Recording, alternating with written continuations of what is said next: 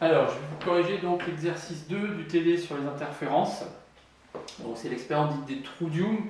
Alors, Young n'a pas fait cette expérience, mais enfin, c'est lui, disons, qui le premier a fait une expérience mettant en évidence des interférences lumineuses. Donc, il a fait ça plutôt avec des fentes, hein. Simplement, l'expérience avec des fentes est un petit peu plus compliquée à interpréter, je veux dire, de manière moderne.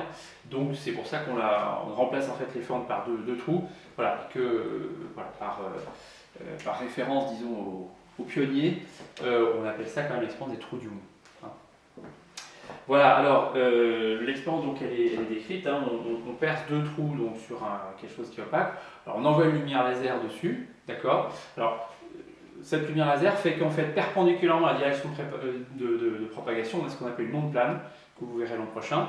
Et ce qui fait que bon, cette onde plane arrive au niveau des deux trous, et que après les deux trous, on réémet une onde sphérique, mais telle que dans ces deux ondes sphériques qui sont émises par donc, les deux trous S1 et S2, elles sont rigoureusement en phase, à cause des propriétés du laser qui est derrière.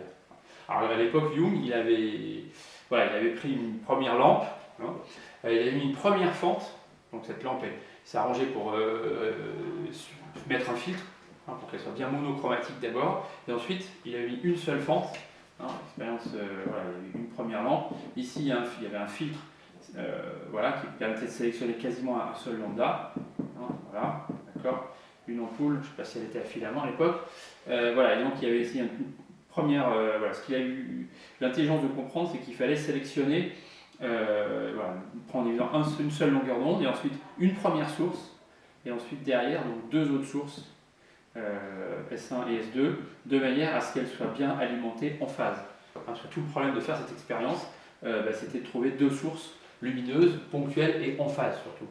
Hein, voilà. Ou disons avec un rapport de phase qui soit constant, alors que sinon bon, on a la lumière qui est complètement déphasée, qui est émise par deux sources qui n'ont rien à voir, donc on ne peut pas avoir d'interférence.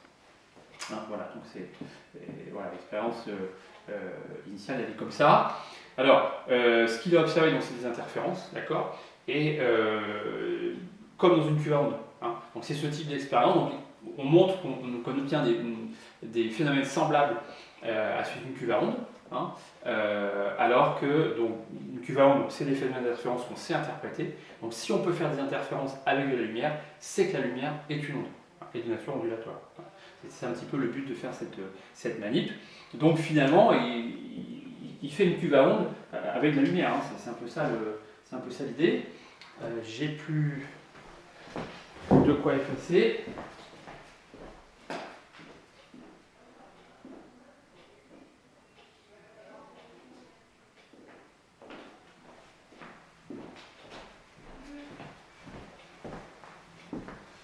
Alors, je vais prendre. Voilà.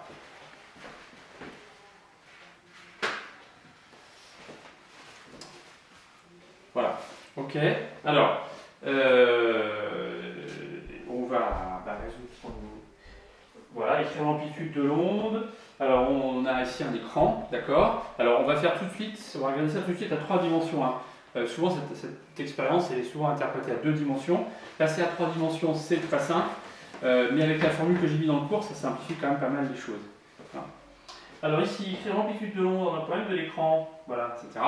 Donc ici, j'ai la somme de deux fonctions, j'ai la somme de deux ondes sphériques, l'une émise par S1, l'autre émise par S2, donc on a vu ça dans le cours, hein. Alors je vais écrire plutôt A quand même, hein, l'amplitude. Alors j'ai un certain A1 de MT, ça c'est l'onde sphérique émise par S1, hein. C'est un certain donc, A1 de M, si je tiens compte de l'atténuation. Cosinus, donc oméga facteur de T moins S1M sur C, bon, je suppose que voilà, c'est sinusoïdal, d'accord. Et l'autre onde émise par S2, c'est A2 de M égale C. Voilà, c'est une certaine amplitude, bon, ça dépend de M parce qu'il y a une atténuation. Cosinus, voilà, mais là on est en phase, hein, cosinus moins S de M, voilà, sur C. Voilà, d'accord. Donc on a, voilà, on avait deux sources, une source en A1 cos oméga t, l'autre source en A2 cos oméga t, donc parfaitement en phase. Donc ce qu'on va observer en tout point de l'espace, hein, on a ce qu'on appelle les interférences non localisées, qui sont partout dans l'espace, hein, mais là en l'occurrence je les observe sur un plan. Donc ici mettons au point M, hein, voilà, ça va faire A1 t plus A2 de mt. Donc ça va me faire A1 donc de m cosinus donc oméga t moins oméga sur c S1m hein, plus la même chose de cosinus facteur de oméga t moins oméga sur c S de m. Voilà, d'accord. Donc l'amplitude de l'onde lumineuse hein, au point M, c'est la somme de deux fonctions sinusoïdales. Donc je vais associer à chacune de ces fonctions sinusoïdales son vecteur de Fresnel. Hein. Le vecteur de Fresnel, donc A1 de m, et ici le vecteur de Fresnel, donc A2 de m. Voilà. Voilà, qu'est-ce que je vous demande Voilà, on redémonte le cours. Hein. D'accord. Donc ce que je veux, c'est l'amplitude de A de mt, et je sais que l'amplitude de A de mt, c'est le module, la norme de la somme de A1 de m plus A2 de m, et je sais que quand ces vecteurs sont collinéaires dans le même sens, cette somme est de norme maximale, et sinon quand c'est collinéaires à sens opposé, elle est de norme minimale, donc on a interférence constructive et destructive. Hein. Alors, donc ce qui nous fait la chose suivante. Si j'efface ça, je vais le faire ici. Non. Voilà. Ici, alors si je prends avec un x, m, il est de coordonnées, donc x, y et t. Hein, voilà. Donc ici, ce plan ici, donc coordonnées x, y, z comme ça. Voilà, donc la cote de m, c'est forcément d. Hein, ici, donc l'origine du repère CO, si j'ai mis un point au prime. Et puis donc coordonnées, donc x, y. Donc si je me mets en x positif, S de m est plus grand que S1m. Hein. Donc voilà, donc ça nous fait quelque chose comme ça. Hein. Ici on aurait le A1 de m. Voilà, et là, mettons le A2 de m. Hein. Voilà. Alors, je vais peut-être le représenter comme ça. Ici, donc, moins oméga sur c S1m, hein, et ici, donc, moins oméga sur c S de m. D'accord. Alors, qu'est-ce qu'on veut? Voilà, pour lequel il y a interférence constructive-destructive. Donc, d'accord. Hein, donc, voilà, l'amplitude de l'amplitude donc de A de mt, hein, c'est A1 de m plus A2 de m, d'accord, d'après ce qu'on a vu dans le cours. Donc ça, c'est maximum. C'est maximum lorsque les vecteurs, donc A1 de m et A2 de m, sont collinéaires et de même sens. Ce qui nous fait donc moins oméga sur c, voilà, S de m égale moins oméga sur c multiplié par S1m. Alors vu que S de m est plus grand, ça, bon, c'est mettons négatif. Hein.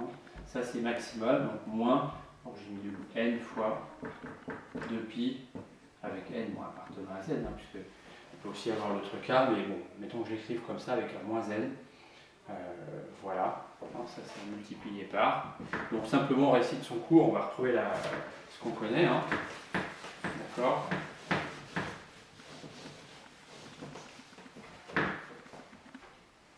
Donc ça me fait, alors si je passe ça ici, hein, et si je passe le n de pi à gauche, ça fait n fois 2pi égale oméga sur c, voilà, s de m moins s1m, d'accord. Oméga sur c, c'est la pulsation spatiale, donc c'est 2pi fois la période spatiale.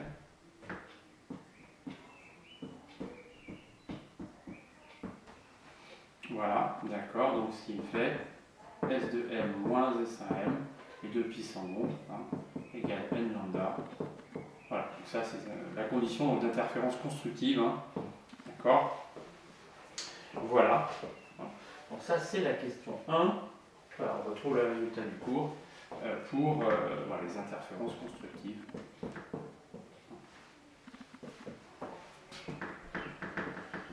La question 2. La question 2, on se place dans les conditions expérimentales, quelques grand D est très grand dans petit a, donc on est à grande distance. Hein, ce sont des interférences donc à grande distance. D'accord? Hein. Donc c'est bien ce qu'on a. Si grand D est très grand devant ce petit a, c'est que la distance OM, de toute façon, qui sera plus grande que D, sera de toute façon, voilà. Et comme D est très grand devant le petit a qui est ici, on sera bien dans les conditions de interférence à grande distance qu'on a vu dans le cours. Voilà, donc on va pouvoir utiliser la formule du cours. Hein, et je répète, l'avantage c'est qu'elle est valable à 3 dimensions, donc on pourra bien comprendre ce qui se passe ici dans tout le plan, dans tout l'écran. Hein. Interférant donc à grande distance, voilà, etc. M n'est pas nécessairement dans la figure, on pose les coordonnées de M, voilà, et on va se mettre aussi, donc dans les conditions où X, alors on prend M au voisinage, en plus on va prendre M au voisinage de O', donc si M est au voisinage de O', hein, ça veut dire que la distance entre O' et M est très petite devant A. Donc là c'est une nouvelle approximation, c'est l'approximation petit angle. Hein. Alors on verra comment ça marche. Voilà, alors pour l'instant, si je fais déjà l'approximation grande distance, ça me fait donc S2M moins S1M égale S2S1, les 1 et 2 sont dans le même sens, OM sur OM. Alors on va l'expliciter différemment que par rapport au cours. D'accord? Et alors ça, on va le développer. Alors le S2S1, S2S1, donc c'est en X, ça fait petit a fois I, enfin I, d'accord, I c'est le vecteur unitaire selon les X. Alors le vecteur OM, bah, c'est les coordonnées de OM, ça fait XI plus YJ plus Z, c'est D, K, divisé par le module de OM, donc X2 plus Y2 plus D2. Voilà.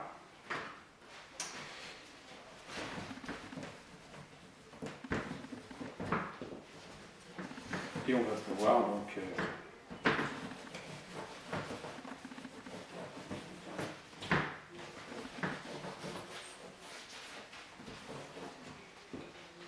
faire l'approximation supplémentaire, consiste à dire donc comme M est au voisinage de O', valeur absolue de X est très petite devant A, non devant D, pardon. Excusez-moi, valeur absolue de X est très petite devant D, et valeur absolue de Y est très petite devant D. C'est moins contraignant quand même comme condition. Donc ce qui fait que ben, voilà, si je fais l'approximation petits angles, hein, M voisin de O', ben ça vaut sensiblement grand D. Voilà. D'accord? Donc car X voilà, est très inférieur à grand D et Y est très inférieur à grand D. Voilà. Et d'autre part, ben, le produit scalaire au numérateur, il est tout simple. Voilà, ça fait AX sur D. Voilà, donc ici, ce que j'ai appelé delta, hein, qui était la différence de marche. On retrouve la formule qu'on a trouvée également quand on a étudié le système équivalent. Hein. Je crois que j'avais Y ici plutôt que X. Voilà, ça fait AX sur D, on le retrouve assez rapidement, sans passer par l'angle. Hein. On peut aussi le faire comme ça. Voilà donc ce qu'on va avoir. Voilà, en déduire donc la position des points d'interférence constructive et destructive. D'accord? Alors on va passer à la question 4, pardon, la question 3. Ah. Alors, les interférences constructives, c'est la condition qu'on avait ici, hein, d'accord? Ça nous fait donc AX constructif sur D égale NP, avec N appartenant à Z. Donc ici, ce sera toujours les N correspondants pour chaque... voilà, d'accord? Donc tous les points M vérifiant avec le X qui vaut XL qui vérifie ça, sont des points d'interférence constructive. Donc entre guillemets, j'ai Y quelconque. D'accord? Une contrainte sur Y. D'accord? Donc forcément Z vaut D, puisque Z vaut tout le temps D, les points sont sur l'écran donc ils valent D, leur Z vaut D. Donc ça, ce sont des droites d'équation x égale constante. D'accord? C'est une droite d'équation x égale xn égale. Alors, qu'est-ce que j'ai marqué? Oui. N fois lambda, pardon, pas n fois i. N fois lambda, excusez-moi. Donc ça fait n fois d lambda sur A. Voilà, d'accord? Voilà, donc ce sont les droites hein, qui sont comme ça. Ouais, je vais pouvoir effacer ça. On va se faire un dessin dans le plan de l'écran maintenant. Hein, on va bien voir ce qui se passe. Donc si je fais en vue de face, hein, ça me le ferait comme ça. X, Y. Hein. Si on se met du côté de haut, on regarde l'écran. Voilà. Et le Z serait comme ça. Je vais le faire par là. Bon, je vais utiliser ce Z. Voilà, donc pour n valant 0, j'ai ici une ligne d'interférence constructive, d'accord? Et puis pour n valant d lambda sur A, j'en ai une autre, 2d lambda sur A. Et alors ça c'est en l'occurrence moins, ça c'est pour n égale moins 1, pour n égale moins 2, parce que je suis dans les x négatifs. Ça c'est pour n égale 0. Voilà, alors ça se traduit par une frange claire, hein, par deux franges, puisque, voilà. Et ici ça me fait n égale à 2. Hein, voilà ce qu'on observe donc sur l'écran, les interférences constructives. D'accord. Voilà, bon, les destructives, vous les trouverez vous-même. Hein. Voilà. En déduire la position des points où il y a interférence. Voilà. Quelle figure géométrique forme les points consécutifs. Voilà. Donc ce sont les droites. Hein. Donc on a bien la figure d'interférence dans le plan. Hein. Voilà, je répète, c'est assez facile avec cette formule de passer dans le plan. Voilà, ok, donc l'interfrange, voilà, l'interfrange c'est ça, hein, donc c'est un petit i, d'accord, hein, donc c'est forcément la valeur, voilà, c'est ce qui sépare xn plus 1 de xn, hein, donc si je fais xn plus 1 moins xn, ça fait d lambda sur A, donc l'interfrange, voilà, vaut d lambda sur A. Chose que j'ai peut-être déjà vue. On retrouve, disons, tout ce qu'on fait ici est valable pour la cohérente. On a une parfaite analogie entre les deux. I égale d lambda sur A. Donc, vous voyez, la contrainte, c'est qu'ici, le lambda, il vaut 0,6 10-6. Hein, donc, ça vaut en gros un demi micron. Hein, voilà. Et on veut que le I, mettons, il soit à peu près de l'ordre du millimètre, si on veut voir quelque chose. Donc là, on a du micron, là, on a du millimètre. Il faut que le rapport D sur A soit de l'ordre de 1000. Hein. Bon, ça veut dire que D peut valoir quasi 1 mètre, puis A 1 millimètre. Voilà. D'accord? Donc cette figure d'interférence ici, c'est bien ce qu'on voit sur la figure hein, qui est marquée. D'accord? Les deux trous, ils sont selon alors, X, ouais c'est ça. Ils sont comme ça et comme ça. Hein. D'accord, donc on est bien, voilà. J'ai ici, mettons S1, le S1 il est sur les X positifs, ouais. S1 et S2. Hein. Ils sont devant, mais ici j'ai S1 et S2. Voilà, donc on a bien ces fentes verticales. Donc, hein. Il y a un schéma qui représente plus ou moins l'expérience qui est au-dessus. Voilà. Voilà donc pour cette manip. Ce qu'on voit également, ce qui est représenté donc, sur le schéma expérimental, on voit qu'il y a une extinction en fait, des franges brillantes hein, sur un certain cercle et au-dessus du... Bon. Alors ça c'est dû au phénomène de diffraction de la lumière dans les tout petits trous. Hein.